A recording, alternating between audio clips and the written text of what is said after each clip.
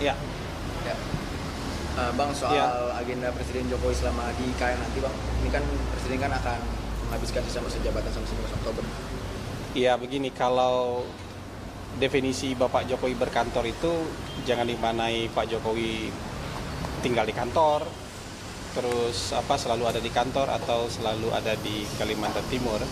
Sama kayak Pak Jokowi berkantor di Jakarta misalnya, itu kan Pak Jokowi nggak selalu di Jakarta, tapi juga keliling daerah gitu ya, berkunjung ke berbagai tempat. Dan begitu juga kalau Pak Jokowi berkantor di IKN, itu tidak melulu 24 jam Pak Jokowi ada di sana. Kalau seminggu Pak Jokowi di sana, sebulan Pak Jokowi di sana. Karena kan beliau juga akan banyak kunjungan kerja.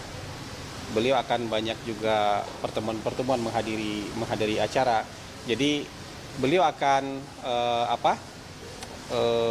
memimpin melalui IKN gitu ya di akhir-akhir masa jabatan beliau, tapi juga beliau akan banyak kunjungan-kunjungan, titik berangkatnya dari IKN kan gitu. Nggak tertutup juga kemungkinan beliau ke Jakarta lagi. Jadi ini kan ada banyak istana negara, ada banyak istana presiden yang bisa dipakai oleh presiden untuk menjalankan roda pemerintahan. Bisa di Jakarta, bisa di Bogor, bisa di IKN juga. Jadi ini sesuatu hal yang biasa saja sebenarnya. Jadi kalau agenda detail itu mungkin bisa ditanyakan ke Pak Yusuf Permana ya, karena beliau yang paling paham soal agenda detail presiden. Tapi yang kita tahu bahwa nanti akan ada rencana rapat kabinet paripurna di IKN tanggal 13. Karena para menteri juga sudah diundang untuk saya dapat informasi para menteri sudah diundang untuk ikut rapat kabinet di IKN nanti. Bang, kalau ada tamu ke negara itu berarti ntar Presiden juga akan menerima tamu negara di IKN juga Bang? Di sana ada ruangan yang sudah bisa untuk menerima tamu negara kan. Jadi tidak tertutup kemungkinan itu. Tapi kalau misalnya harus di sini juga nggak masalah kan. Jadi Presiden kan nggak beli tiket kalau mau pergi-pergi kan. Presiden nggak beli tiket. Presiden ada pesawat kepresidenan. Jadi kalau misalnya acara menyambut tamu negara harus di Jakarta, ya beliau bisa di Jakarta. Tapi tempat di sana juga sudah bisa. Untuk menerima tamu negara juga sudah ready gitu untuk menerima tamu negara. Jadi nggak tertutup kemungkinan untuk itu.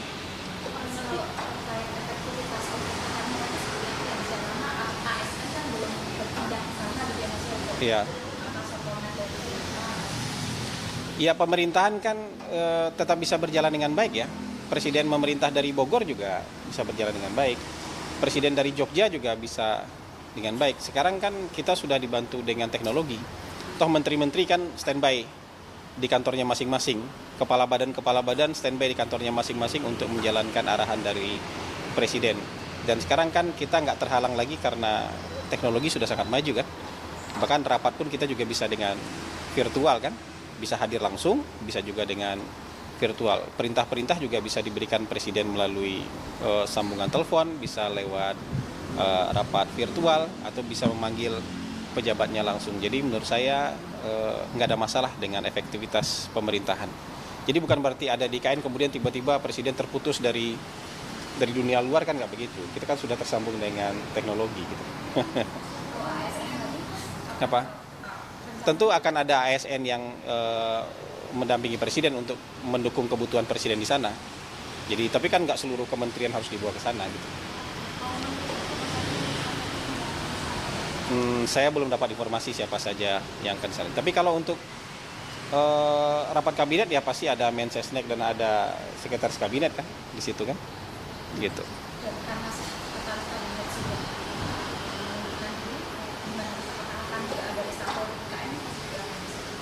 Itu hak prerogatif presiden tuh, saya nggak bisa mendahului itu. Jadi saya tidak bisa tahu lebih awal daripada presiden. Berarti alasan presiden sendiri untuk berkantor di IKN salah satunya untuk mengejar realisasi investasi ya Pak? Mengenai kan realisasi investasi saat ini belum dijalankan teknologi. Dan nanti tanggal 19 atau tanggal 20 tuh akan ada rencana groundbreaking di IKN. ke-8. Iya, yang groundbreaking ke-8. Dan itu mungkin di antara groundbreaking itu ada 2 groundbreaking yang investasi asing kan. Ada satu dari China, ada satu dari Australia. Jadi ini sudah menunjukkan bahwa kepercayaan swasta itu dan termasuk juga investor asing untuk berinvestasi di IKN sudah mulai kelihatan wujudnya.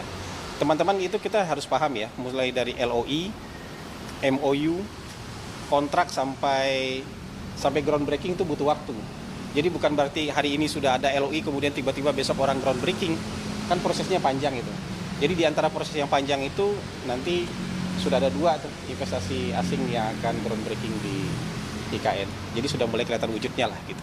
Ya, konfirmasi kembali Pak, kan memang perjalanannya panjang, tetapi memang apakah alasannya adalah untuk Ya bisa banyak hal, itu presiden sendiri yang tahu kebutuhan itu. Tapi yang jelas Pak Jokowi juga ingin memperlihatkan kepada publik bahwa sudah ada yang selesai di IKN, sudah ada yang bisa beroperasional di IKN. Jadi kalau dilanjutkan tidak berapa lama lagi tentu IKN itu sudah bisa berfungsi. Untuk investasi yang dari China dan Australia itu bergerak di sektor apa Pak? Energi, pangan, atau telekomunikasi? Iya, kalau tidak salah yang dari China itu mixed use ya, itu mungkin ada campuran jasa, ada perhotelan, ada mall, ada perkantoran.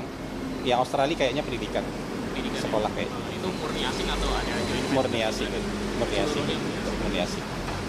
Gitu. Mas, soal kebijakan ini Pak, BBM kan Ini terakhir ya, sudah selesai ya. Kalau itu masih dikaji itu.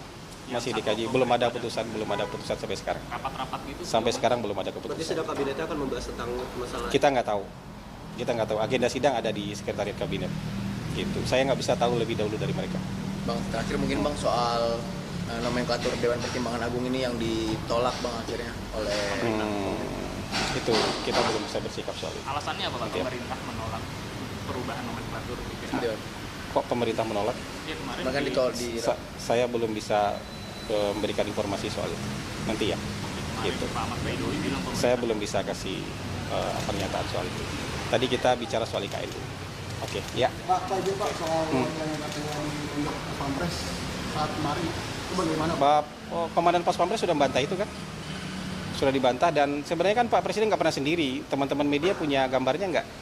Punya videonya nggak? Biar tahu benar ada itu atau siapa yang melakukannya. Kita kan belum bisa konfirmasi sampai sekarang. Karena dari Pas Pampres kan sudah nyatakan tidak ada dari mereka kan.